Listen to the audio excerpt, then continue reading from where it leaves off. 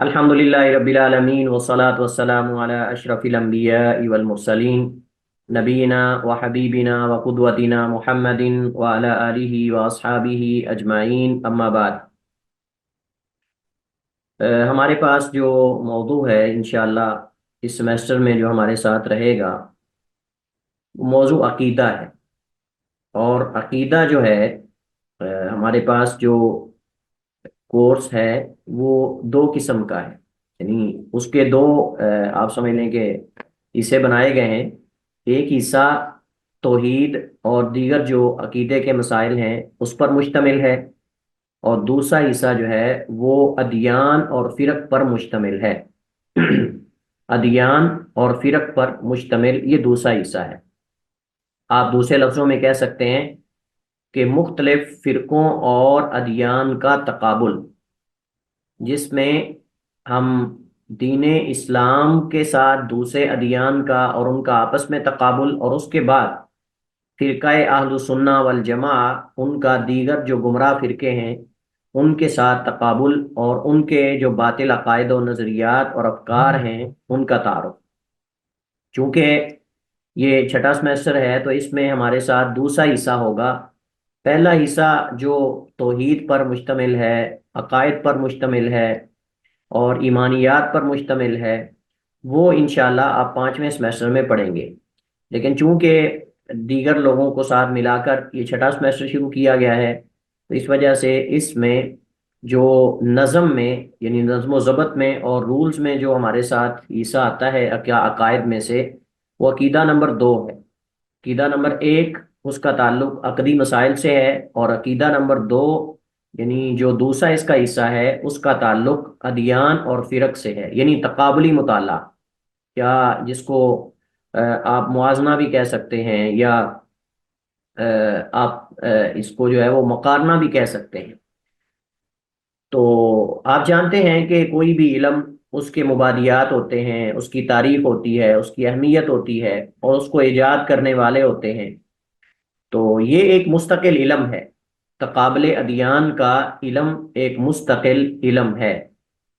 اور یہ علم کوئی فضول علم نہیں ہے جیسا کہ بعض لوگ اسے تصور کرتے ہیں، اور بعض لوگ اس کو بالکل بھی اہمیت نہیں دیتے، اس وجہ سے کہ وہ کہتے ہیں کہ جی ٹھیک ہے،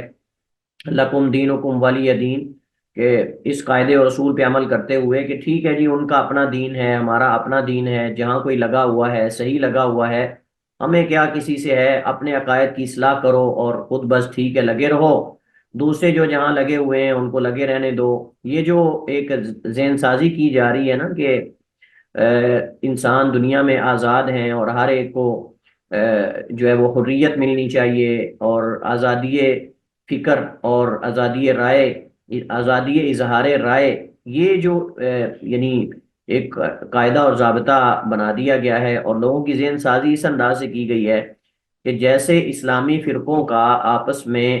یعنی تقارب ممکن ہے، ان کو قریب قریب کرنا ممکن ہے، ویسے ہی مختلف ادیان اور مختلف مذاہب کو بھی آپس میں قریب قریب کرنا ممکن ہے۔ اور دیکھیں، آپ قریب قریب کریں،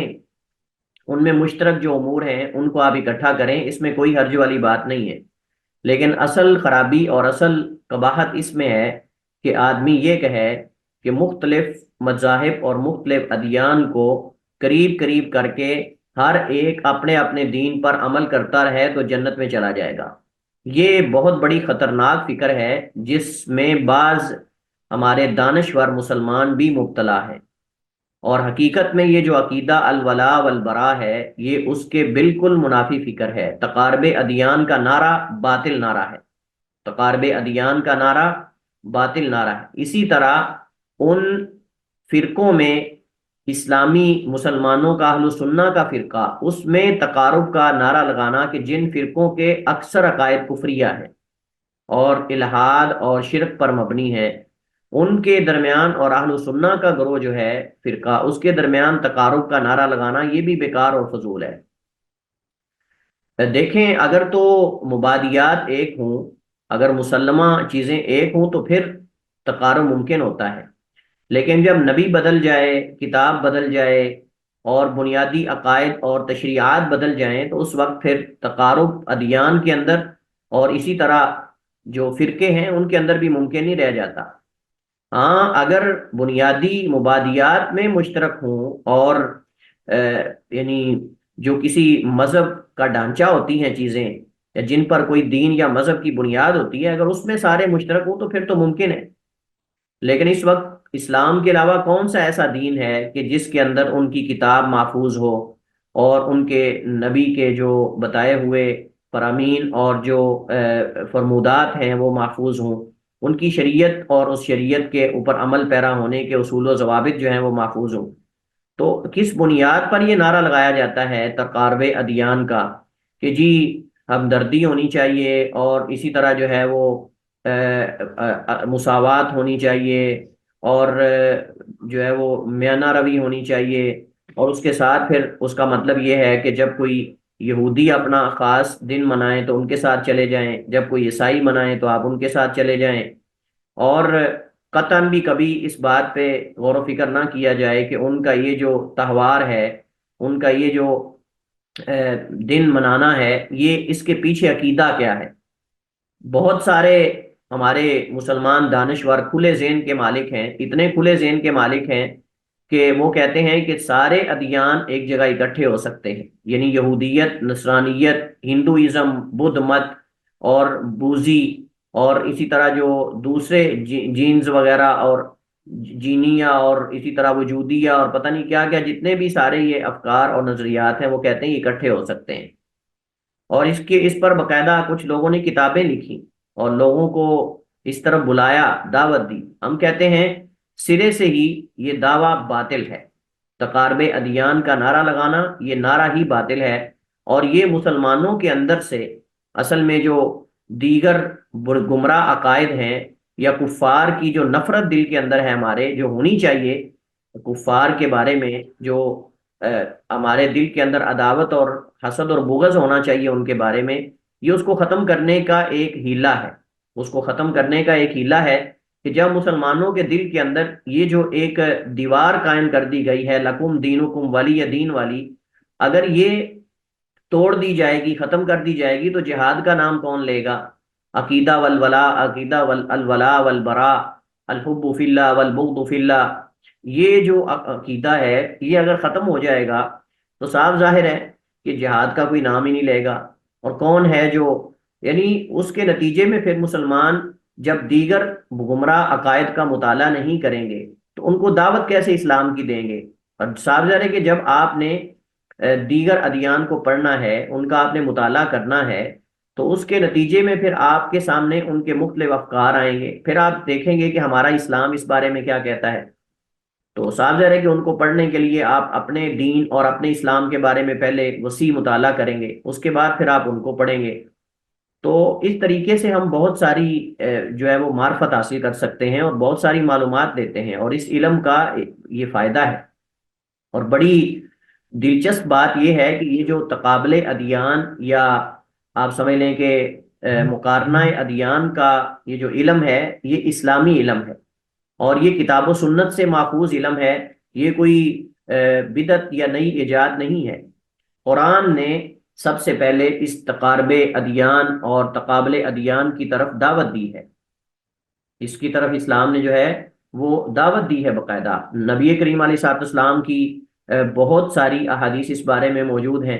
بہت ساری اس بارے میں جو ہے وہ احادیث موجود ہیں۔ قرآن کریم اس بارے میں کیا کہتا ہے؟ قُلْ يَا أَهْلَ الْكِتَابِ تَعَالَوْا إِلَىٰ كَلِمَةٍ سَوَاءٍ بَيْنَنَا وَبَيْنَكُمْ أَلَّا نَعْبُدَ إِلَّا اللَّهَ وَلَا نُشْرِكَ بِهِ شَيْئًا وَلَا يَتَّخِذَ بَعْضُنَا بَعْضًا أَرْبَابًا مِّن دُونِ اللَّهِ فَإِن تَوَلَّوْا فَقُولُوا اشْهَدُوا بِأَنَّا مُسْلِمُونَ۔ سورہ آل عمران کی آیت نمبر یہ 64 ہے، 64 ہے۔ اور اس کے علاوہ قرآن کریم کے اندر آپ دیکھیں مختلف قسم کے ادیان کا ذکر ہے، اور ابراہیم خلیل اللہ علیہ الصلاۃ والسلام کی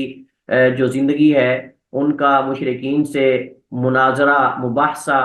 اور عقلی اور منطقی دلائل دے کر ان سے حجت میں غالب آ جانا، اور وہ مخالف سے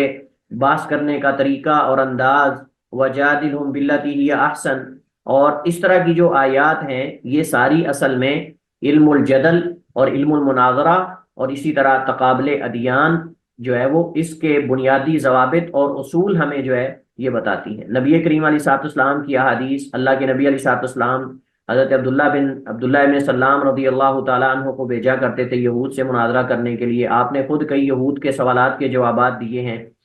اور قرآن نے باقاعدہ ان کے گمراہ عقائد کا ذکر کیا ہے اور اسلام کی خوبیاں اور دین اسلام کے محاسن بھی بیان کیے ہیں۔ یہی اصل میں تقابل ادیان ہوتا ہے، جیسے آگے انشاءاللہ ہم اس پر جو ہے وہ تفصیل سے بات کریں گے۔ تو یہ علم جو ہے یہ ایک مستقل شرعی علوم میں سے ایک علم ہے، یہ کوئی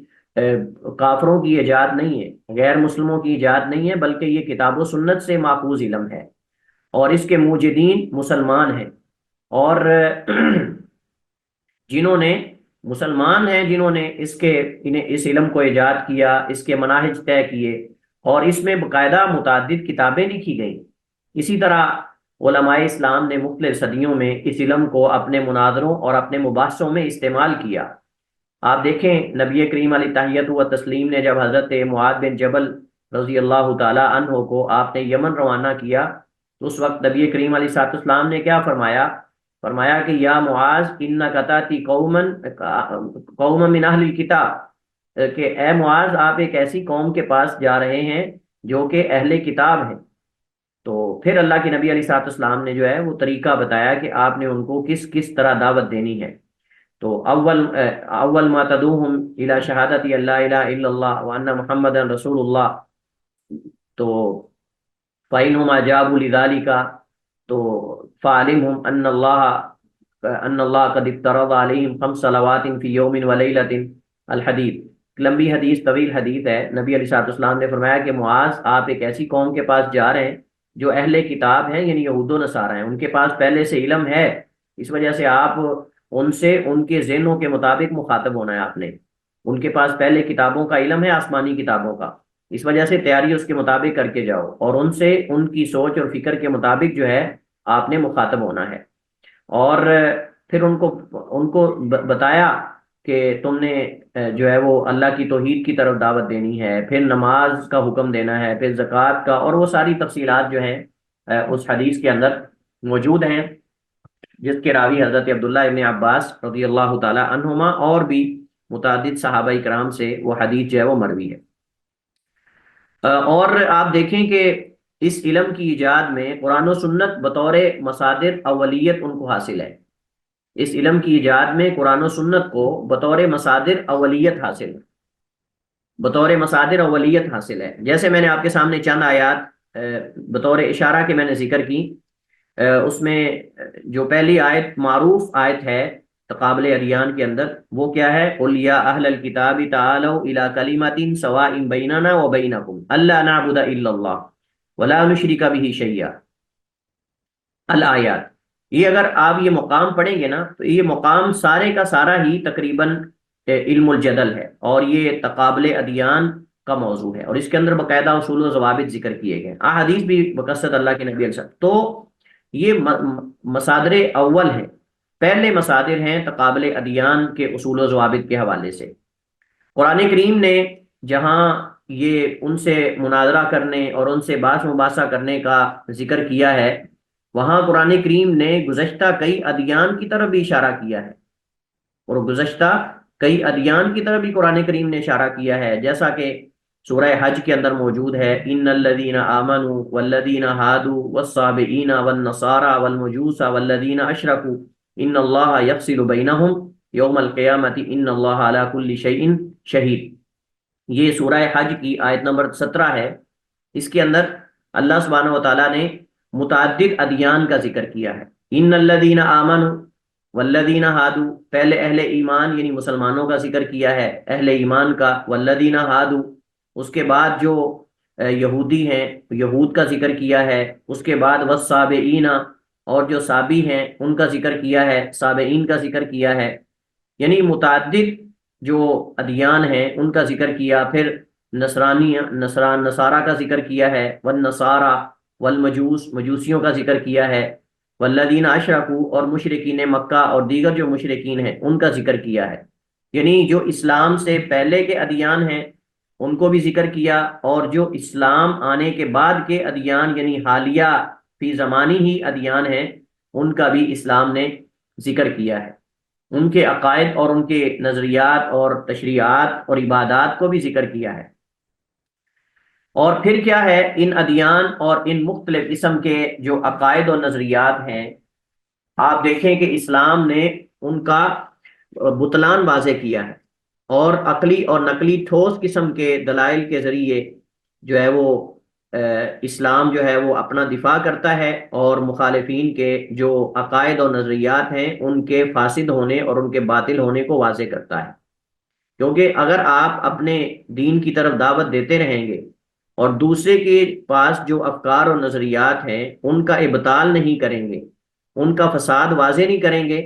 تو اس وقت اگر ہمارے نہیں تو کم از کم ان کے لوگ تو اسلام میں نہیں آئیں گے۔ کیونکہ جب تک کسی کو اندازہ نہیں ہوگا کہ وہ غلطی پر ہے، اور اس کے عقائد اور اس کے افکار جو ہیں وہ الحاد پر مبنی ہیں، لا دینیت پر مبنی ہیں، اور وہ ایسے افکار اور نظریات ہیں کہ جو حقیقت میں فطرت کے بھی خلاف ہیں، اس وقت تک وہ کیسے اپنے نظریات کو چھوڑے گا؟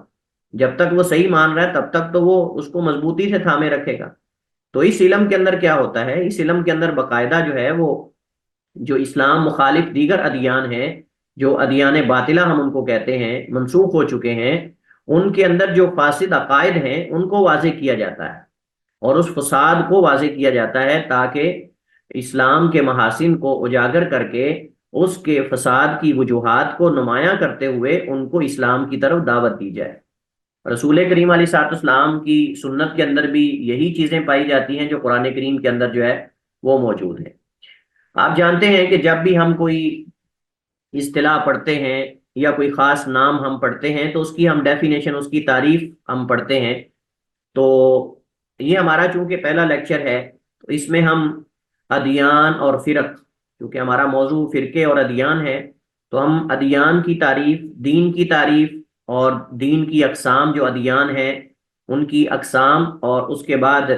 جو تقابل ادیان ہے اس کی کیا ڈیفینیشن، اس کی کیا تعریف ہے، تقابل ادیان کا جو علم ہے اس علم میں کیا ہوتا ہے، اس کی اہمیت کیا ہے، ضرورت اس کی کیوں ہے، اور اس کے ساتھ ساتھ ہم جو ہے وہ فرقہ کیا ہوتا ہے، اور جو تقابل فرق ہے یعنی علم الفرق پڑھنے کا فائدہ کیا ہے، کیوں ہم پڑھتے ہیں، اس پہ انشاءاللہ ہم بات کریں گے۔ تو سب سے پہلے ادیان آپ جانتے ہیں کہ یہ جمع ہے، اور کس کی جمع ہے؟ یہ دین کی جمع ہے، اور لغوی اعتبار سے یہ باب دانا یدینو سے یہ مصدر ہے، دانا یدینو دینن، یہ دانا یدینو سے دین مصدر ہے، دینن و دیانتن دونوں طرح آتا ہے۔ آپ یہ بھی کہہ سکتے ہیں یہ دیانت یہودیہ ہے، یہ دیانت نصرانیہ ہے، اور آپ یہ بھی کہہ سکتے ہیں یہ دین یہودیت ہے، یہ دین نصرانیت ہے، یہ دین موسیٰ ہے، یہ دین عیسیٰ ہے، یہ دیانت موسیٰ ہے، یہ دیانت عیسیٰ ہے۔ تو معنی دونوں کا ایک ہی ہے، معنی دونوں کا ایک ہی ہے۔ اور کبھی دیانت کا معنی یعنی امانت اور دیانت یعنی اس کے مقابلے میں بھی استعمال ہوتا ہے، امانت اور دیانت یعنی وہ بھی تقریباً دینداری کے معنی میں ہی، یعنی دین جن اچھے کاموں کا حکم دیتا ہے ان کا خیال رکھنا، ان کو ملحوظ رکھنا وغیرہ، اس معنی کے اندر دیانت کا لفظ بھی ہم استعمال کر لیتے ہیں امانت کے ساتھ، یعنی آپ سمجھ لیں کہ متصل۔ اب یہ لفظ دین جو ہے یہ کبھی جو ہے وہ متعدی بنفسی ہوتا ہے، اور کبھی لام اور با کے ساتھ مختلف حروف کے ساتھ متعدی ہوتا ہے، یعنی کبھی اس کو کسی دوسرے حرف کی ضرورت نہیں ہوتی اور کبھی دوسرے حرف کی اس کو ضرورت ہوتی ہے، اور ہر یعنی قسم میں اس کا معنی مختلف ہوگا، ہر قسم میں اس کا معنی مختلف ہوگا۔ لیکن آپ دیکھیں گے کہ جو اصل دین کی تعریف ہے اس کا ان میں سے ان کے ساتھ تعلق ضرور ہوگا۔ جب دین کا لفظ متعدی بنفسی ہی ہو تو اس کی مثال ہے دانہ ہو، اس کا محاسبہ کیا یا اسے جزا دی، اس کا محاسبہ کیا یا اس کو جزا دی، یہ جب معنی لانا ہونا تو اس کے لیے پھر کہتے ہیں دانہ ہو قضا، اس نے اسے فلاں انداز سے جزا دی یا اس کا محاسبہ کیا وغیرہ وغیرہ۔ اور اگر متعدی بھی لام ہو تو اس کی مثال ہے دانہ لہو، دانہ لہو جب یہ لام کے ساتھ متعدی ہوتا ہے نا، دانا یا دانا یا دین وغیرہ، تو اس وقت اس کا معنی ہوتا ہے کسی کے تابع ہو جانا، کسی کی اطاعت کرنا، کہتے ہیں دان لہو، اس کے، ہمارے ہاں کہتے ہیں اس کے نیچے لگ جانا، یعنی اس کے تابع ہو جانا، اس کے اس کی اطاعت فرما برداری کرنا۔ تو اس طرح کی یعنی اس کی جو تعریف کی جاتی ہے، اس کے معنی کیے جاتے ہیں، یعنی دان لہو فلان، کہ فلاں اس کے تابع ہو گیا، اس کی اطاعت کی اس نے۔ اور کبھی یہ متعدی بالبا ہوتا ہے، یعنی حرف با کے ساتھ بھی کبھی یہ متعدی اس کو کیا جاتا ہے۔ اور اس کی مثال کیا ہے؟ دان ابھی ہی، دان ابھی ہی، کسی چیز کو جب آپ اپنا دین بنا لیتے ہیں، اپنا مذہب بنا لیتے ہیں، اور اپنے دل کو اس پر مضبوطی سے باندھ لیتے ہیں، جوڑ لیتے ہیں، تو کہتے ہیں دان ابھی ہی، یعنی کثرت عمل اور اس کو اپنا اعتقاد بنانے کی وجہ سے اس نے اپنا دین بنا لیا۔ یعنی جب اس کو وہ چیز پسند آ گئی اور اس پر اس کو یقین ہو گیا، تو دان ابھی ہی، اس نے اسے اپنا دین بنا لیا اور مذہب بنا لیا۔ جب آپ کسی چیز کو اپنا دین بنا لیتے ہیں، اپنا مذہب بنا لیتے ہیں، تو اس کے لیے پھر عرب کہتے ہیں دان ابھی ہی، یعنی دان لہو کا معنی اس کے تابع ہو گیا، اور دان ابھی ہی کا معنی ہے اس نے اس چیز کو اپنا دین اور اپنا مذہب سمجھ لیا یا مذہب بنا لیا۔ اگر آپ دیکھیں تو ان تمام معانی کا دین کے ساتھ کسی نہ کسی اعتبار سے تعلق ہے، کسی نہ کسی اعتبار سے دین کا ان معانی کے ساتھ تعلق ہے۔ مثلا محاسبہ کرنا اور جزا دینا، دین کے اندر یہ بات مسلم ہے۔ اسی طرح تابع اور ہو جانا، فرما برداری، یہ بھی صاف ظاہر ہے کہ جو دین اسلام کو دین مان لیتا ہے وہ اس کے تابع ہو جاتا ہے، فرما بردار ہو جاتا ہے۔ اور اسی طرح اسلام کے اندر جتنی چیزیں ہیں ہم ان کو اپنا دین مانتے ہیں، اپنا مذہب مانتے ہیں، لہذا ہم کہتے ہیں دان ابھی ہی، وہ اس کو اس نے اپنا دین بنا لیا۔ یہ تو ہم تعریف کر رہے تھے نا ایک لغوی، یعنی مختلف اعتبارات سے، اگر متعدی بھی ذاتی ہو تو پھر کیا معنی کریں گے، اگر متعدی بھی غیری ہی ہو تو پھر وہ یا لام کے ساتھ ہوگا یا با کے ساتھ ہوگا، اس وقت اس کا معنی مختلف ہوگا۔ اصطلاحی اعتبار سے بطور ایک ٹرم کے یا ایک بطور اصطلاح کے اس کی ہم ڈیفینیشن اور تعریف کیا کریں گے؟ وہ یہ ہے کہ کسی ذات کے مقدس ہونے کا اعتقاد رکھنا، اور ان اعمال کا مجموعہ دین ہے جو اس ذات کے لیے عاجزی، انکساری، محبت، خوف اور رجا پر دلالت کرتے ہیں۔ یعنی وہ اعمال، ایک تو کسی ذات کے مقدس ہونے کا اعتقاد رکھنا، اور پھر ایسے اعمال کا مجموعہ، اس کو بھی دین کہتے ہیں، جو اس ذات کے لیے، یعنی جس ذات کے مقدس ہونے کا آپ نے اعتقاد رکھا ہے، اس ذات کے لیے عاجزی، انکساری، محبت، خوف اور رجا پر دلالت کرتے ہیں۔ یہ اعمال جب انسان کرتا ہے تو یہ اس مقدس ذات جس کے مقدس ہونے کا آپ نے اعتقاد رکھا ہے، اس کے لیے عاجزی، انکساری، محبت، خوف اور رجا اس پہ دلالت کرتے ہیں۔ یعنی ہم نماز پڑھتے ہیں تو اللہ تعالیٰ رب العالمین سے رجا، محبت اور خوف کی وجہ سے پڑھتے ہیں۔ کوئی بھی نیک عمل انسان کرتا ہے یا گناہ سے بچتا ہے تو اس کے اندر یہ چیزیں پائی جاتی ہیں۔ اور دین اسلام جب ہم نسبت کر دیں گے نا تو خاص ہو جائے گا۔ یہ تو ہم عام دین کی بات کر رہے ہیں نا، کوئی بھی دین اس کی ڈیفینیشن یہ ہوگی، کسی ذات کے مقدس ہونے کا اعتقاد رکھنا، اور پھر اس میں ان اعمال کا مجموعہ یا گروپ یا گروپ جو اس ذات کے لیے عاجزی، انکساری، محبت وغیرہ پہ دلالت کرتے ہیں۔ دین اسلام سے مراد وہ شریعت الہی ہے جو وحی کے ذریعے حاصل کی جاتی ہے۔ دین اسلام سے مراد وہ شریعت الہی ہے جو وحی کے ذریعے حاصل کی جاتی ہو۔ تو یہ عام دین کی تعریف سے مختلف ہوگی، یعنی ایک دین کی تعریف عام ہے، ایک خاص ہے۔ عام یعنی کوئی بھی دین، اس کے اندر اوپر والی تعریف جو ہے نا پہلی، وہ اپلائی ہوگی۔ لیکن جب ہم کہیں گے دین اسلام تو پھر اس کی ڈیفینیشن خاص ہو جائے گی، اور وہ کیا ہوگی کہ وہ شریعت الہی جو وحی کے ذریعے حاصل کی جاتی ہو۔ اچھا، یہ ہمارے پاس تھا دین کی تعریف۔ اس کے بعد دین اور مذہب میں فرق کیا ہے؟ دین اور مذہب میں فرق کیا ہے، یہ ہمارے پاس اگلا پوائنٹ ہے۔ تو مفہوم کے اعتبار سے دین مذہب کے مقابلے میں زیادہ وسیع اصطلاح ہے۔ دین جو ہے مذہب کے مقابلے میں یہ زیادہ وسیع اصطلاح ہے، یعنی ایک دین کے اندر مذہب ہو سکتا ہے دوسرا، کیونکہ دین کا اطلاق خالق، مخلوق، غیبی اور اخروی امور سے متعلق تمام عقائد پر ہوتا ہے، جبکہ مذہب کا اطلاق ان میں سے بعض امور یا مسائل پر ہوتا ہے، جیسا کہ وہ معاملات جن کا تعلق صرف دنیا سے ہے، جن کا تعلق صرف دنیا سے ہے، مثلا یعنی دین تمام اس کے اندر جو داخلی چیزیں ہیں ان پر ہے، اور مذہب جو ہے وہ ان میں سے کسی ایک چیز کے مسائل پر اگر انسان کوئی فکر اور نظریہ رکھتا ہے تو اس کو مذہب بولتے ہیں۔ اور بعض کہتے ہیں کہ مذہب اور دین ایک ہی معنی کے اندر ہے۔ یہ جو آپ پڑھتے ہیں نا کہ مذہب حنفی یہ ہے، مذہب شافی یہ ہے، اور اس میں علماء کے مختلف مذاہب ہیں، تو علماء کے مختلف مذاہب ہونے کا مطلب مختلف ان کے، آپ سمجھ لیں کہ آراء اور ان کے اقوال ہیں، ان کی آراء اور ان کے مختلف اقوال ہیں۔ تو کسی مسئلے کے اندر جب کوئی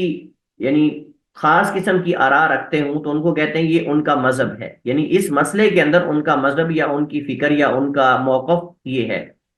تو کبھی اس معنی کے اندر بھی، اور کبھی مذہب بطور دین کے لیے بھی استعمال ہوتا ہے۔ تو بہرحال اس کا اطلاق عام اور خاص دونوں طرح ہے، لیکن اصل یہاں یعنی اب ادیان پڑھ رہے ہیں تو ادیان اور مذاہب جب آتا ہے نا، ادیان اور مذاہب تو یہ ایک ہی چیز ہے، معمولی اس کے اندر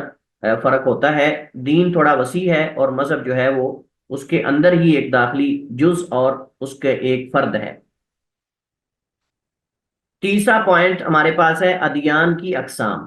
صاف ظاہر ہے کہ جب ہم نے ادیان کو پڑھنا ہے اور ادیان کا تعارف اور ان کا تقابل ہم نے کرنا ہے، تو موازنہ کرنا ہے اور ان کا مقارنہ ہم نے کرنا ہے، تو ضروری ہے کہ ہمیں پہلے سے معلوم ہو کہ دین کتنی طرح کے ہیں۔ تو علماء فرق اور علماء ادیان جو اس چیز کا جنہوں نے مطالعہ کیا اور اس پر باقاعدہ لکھا، وہ اس موضوع کو دو حصوں میں تقسیم کرتے ہیں۔ وہ کہتے ہیں کہ ادیان دو طرح کے ہیں۔ کچھ ادیان ایسے ہیں جو سماوی ہیں، سماوی یعنی آسمانی ادیان، جن کی اصل آسمان سے ہے۔ یہ الگ بات ہے کہ اس میں انہوں نے تحریف کر دی اور اس کے اندر جو ہے وہ انہوں نے تبدیلیاں واقع کر دیں، اور اب وہ تحریف کے بعد اور انحراف کے بعد اب وہ بہت زیادہ بدل چکے ہیں۔ لیکن وہ کہتے ہیں کہ اس میں اصل یہ ہے کہ یہ آسمانی ادیان ہیں، ادیان سماویہ یعنی آسمانی۔ تو یہ جو آسمانی ادیان ہیں یا سماوی ادیان ہیں، اس سے مراد وہ ادیان ہیں جو صرف اللہ کی عبادت کی طرف بلاتے ہیں، جو صرف اللہ تعالیٰ کی عبادت کی طرف بلاتے ہیں۔ یعنی اصلاً جب وہ دین آسمان سے اتارے گئے تھے تو ان کا مقصد ایک اللہ کی عبادت کی طرف بلانا ہے، ایک اللہ کی عبادت کی طرف بلانا ہے یہ اصل میں۔ اور بزعمہم، وہ گمان تو یہی کرتے ہیں، یہی گمان کرتے ہیں کہ ہم ایک اللہ کی طرف دعوت دے رہے ہیں، وہ بھی یہی کہتے ہیں۔ یہ الگ بات ہے کہ انہوں نے ایک کے اندر پھر آگے کئی شامل کر لیے ہیں۔ تو یہ ہے ادیان سماویہ یا آسمانی ادیان۔ اس کے مقابلے میں بشری ادیان ہے، جس کو وضعی بھی کہتے ہیں، ادیان وضعیہ یا بشری ادیان یا غیر سماوی غیر آسمانی ادیان جو ان کے علاوہ ہیں۔ تو آسمانی کے اندر دین اسلام سر فہرست پہلے نمبر پر ہے، یہودیت، نصرانیت، اور یہ آخری جو دو ہیں یہ منسوخ ہو چکے ہیں۔ لیکن چونکہ وہ گمان کرتے ہیں کہ اللہ وحدہ لا شریک کی عبادت کرنے والے ہیں، اس وجہ سے انہیں اس قسم میں شامل کیا گیا ہے، وگرنہ جو صرف اللہ کی طرف دعوت دینے والا دین ہے وہ صرف دین اسلام اس وقت ہے، باقی سارے تو شرک کی طرف بلانے والے ہیں، لا دینیت کی طرف بلانے والے ہیں، الہاد کی طرف بلانے والے ادیان رہ گئے اب۔ اس کے بعد دوسرے شرکیہ اور وثنیہ ادیان ہیں۔ شرکیہ اور وثنیہ ادیان یعنی ایسے ادیان کہ جن کی اصل آسمانی نہیں ہے، جن کی اصل آسمانی نہیں ہے، اور ان کے پاس کوئی نبی آسمان سے ان کے پاس کوئی آسمان سے کتاب نہیں آئی، ان کی طرف کوئی نبی نہیں بھیجا گیا، یعنی بطور شریعت کے شریعت دے کر باقاعدہ مستقل کوئی نبی ان کے پاس نہیں آیا۔ یہ ہندوازم کے اندر یہ دعویٰ کیا جاتا ہے کہ ہندوؤں کے پاس جو ہے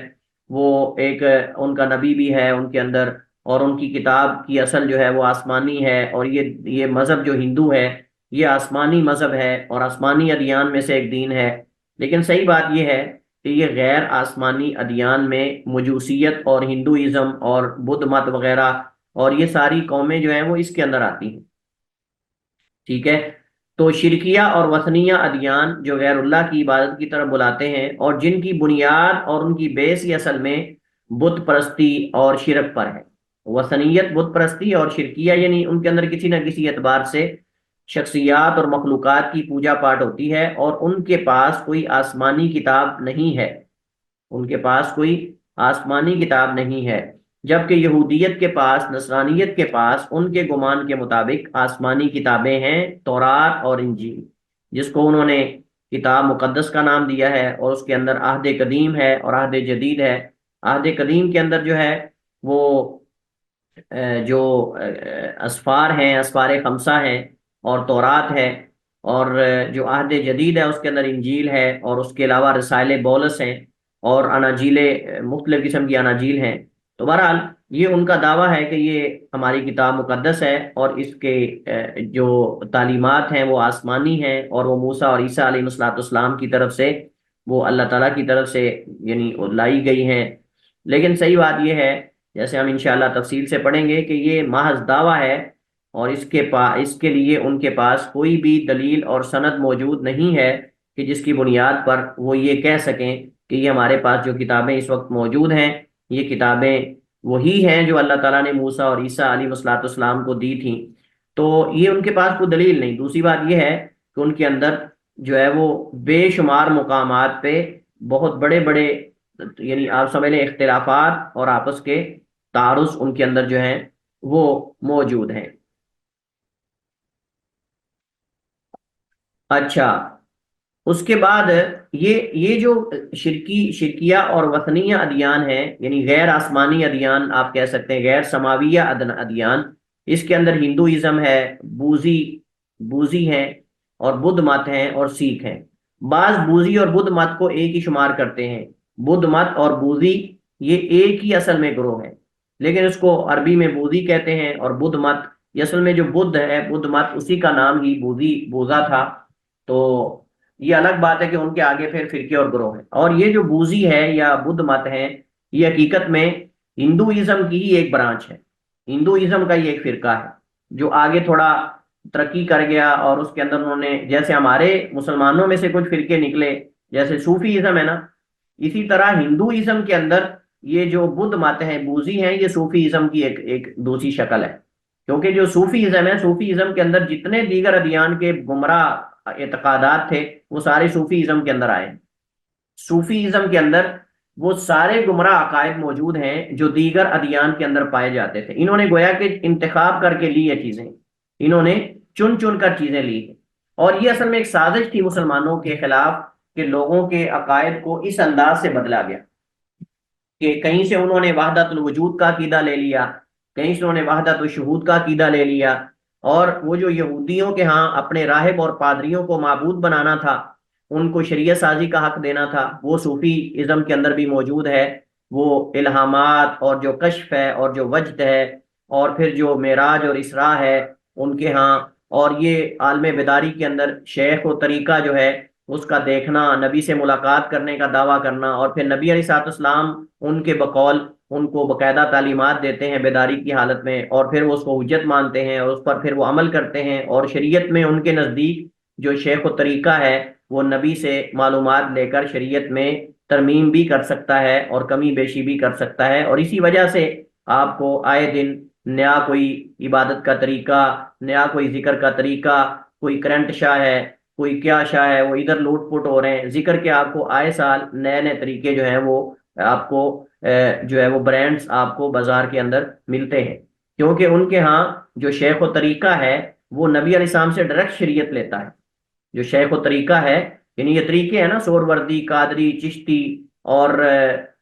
چٹی وردی، اور نیلی وردی، اور فلاں وردی، یہ سارے جو اصل میں یہ طریقے ہیں ان کے ہاں۔ اور یہ طریقوں کے اندر آگے جو بڑا ہوتا ہے نا، جو کسی بڑے شیخ و طریقہ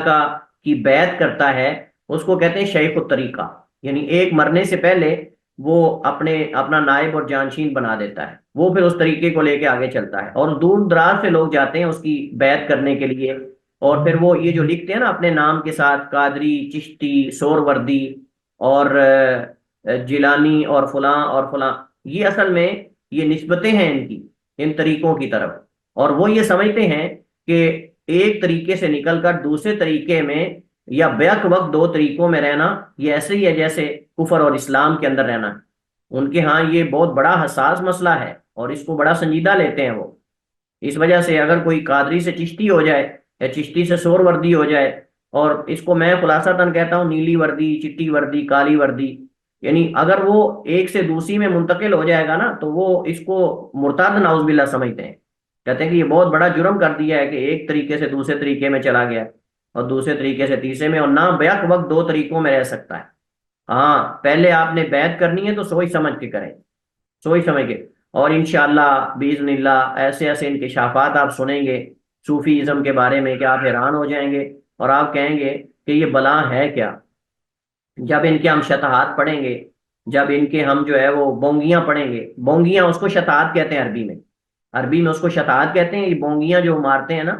تو یہ ایسے نہیں پہنچی سرکاریں بن جاتی، یہ جو آدھے آدھے لباس پہنے ہوتے ہیں، اور صرف بعض نے تو اللہ تعالیٰ معاف فرمائے وہ آپ سمجھ لیں کہ وہ انڈر ویئر ٹائپ ہی بس پہنا ہوتا ہے۔ تصویریں گھروں میں جو لٹکی ہوتی ہیں بزرگوں کی ان کے، وہ آپ نے دیکھا ہے کہ وہ کتنی بڑی کتنا لباس ہوتا ہے اس میں، اور کہتے ہیں جی یہ اصل میں ان کے دل کا پردہ رہ جاتا ہے، بس ان کے دل کا پردہ رہ جاتا ہے، ان کو پردے کی بھی ضرورت نہیں رہتی۔ انا للہ و انا الیہ راجعون۔ اور بڑے بڑے عجیب و غریب قسم کے افکار ہیں، ہمیں ان کو پڑھنا چاہیے۔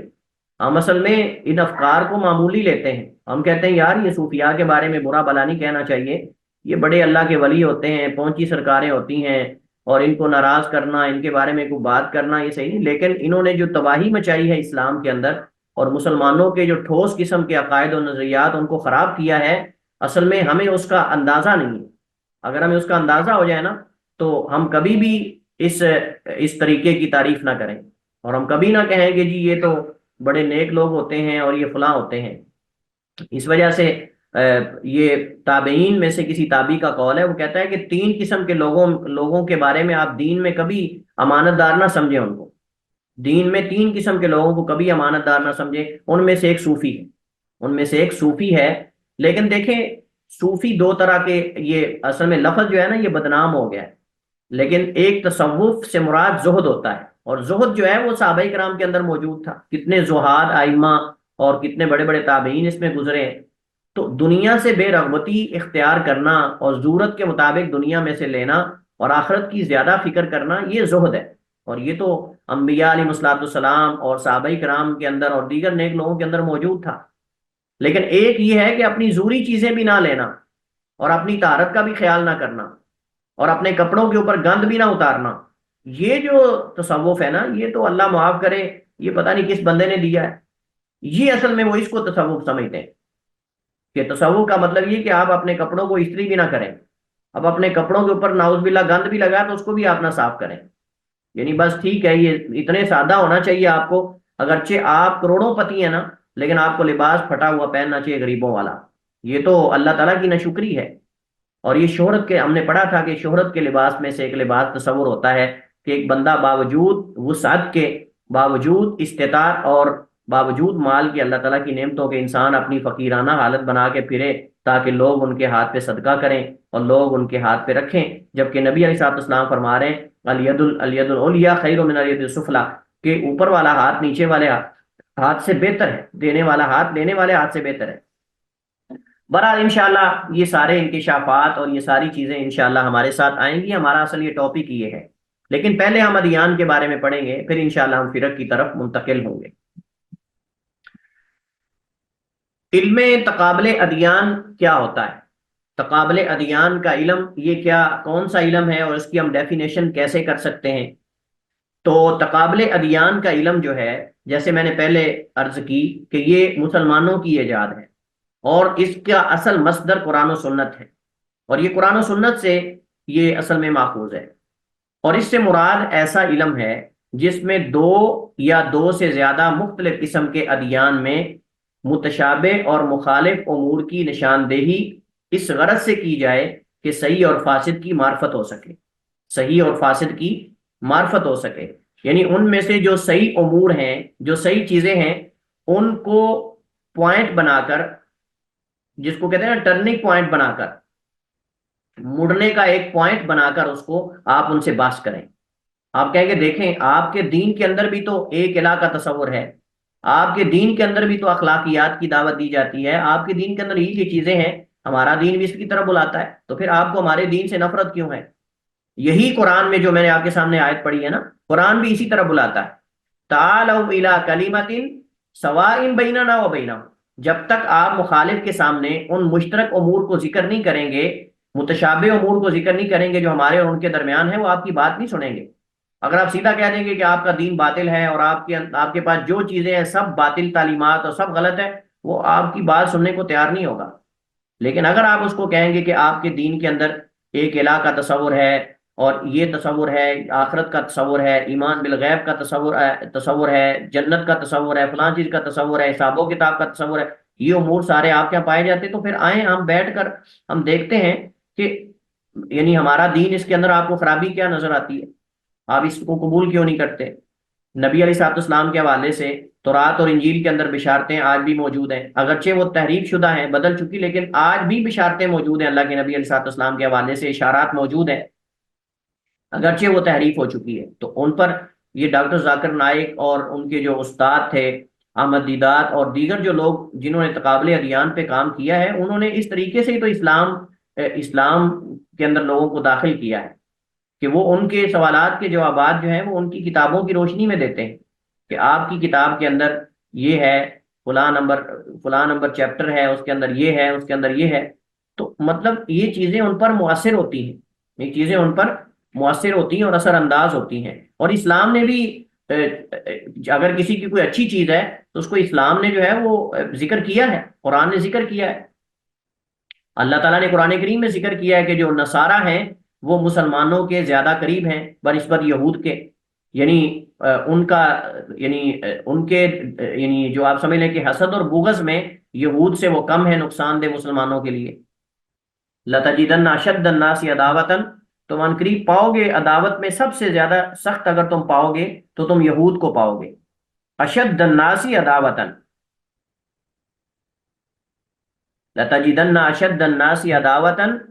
آگے ہے لِلَّذِينَ آمَنُوا الْيَهُودَ وَالَّذِينَ أَشْرَكُوا، آگے کیا ہے وَلَتَجِدَنَّ أَقْرَبَهُمْ مُوَدَّةً لِلَّذِينَ آمَنُوا الَّذِينَ قَالُوا إِنَّا نَصَارَى، کہ تم اہل ایمان کے لیے عداوت میں سب سے زیادہ شدید اگر پاؤ گے ان کی عداوت میں ان کے دشمن اور ان سے اصل بغض رکھنے والے وہ یہود ہیں۔ اور آگے فرمایا ان کے زیادہ قریب تم پاؤ گے مودتاً محبت کرنے والے یا محبت کرنے میں ان لوگوں کے لیے جو ایمان لائے، وہ کون ہیں؟ وہ نصارہ ہیں، جنہوں نے کہا کہ ہم نصارہ ہیں، انا نصارہ۔ تو آپ دیکھیں کہ یہاں اللہ سبحانہ و تعالیٰ نے تعریف کی ہے نصارہ کی، اور آگے کیا فرمایا ذالک بان منہم قسیسین ورہبانا وانہم لا یستکبرون، ان کے اندر تکبر نہیں ہے، ان کے اندر راہب ہیں، قسیسین ہیں جن کے اندر تکبر نہیں۔ آپ دیکھیں یہ تعریف ہے ان کی۔ تو دیکھیں اگر یہ مشترک امور ذکر کیے جائیں اور یہ ان کے ساتھ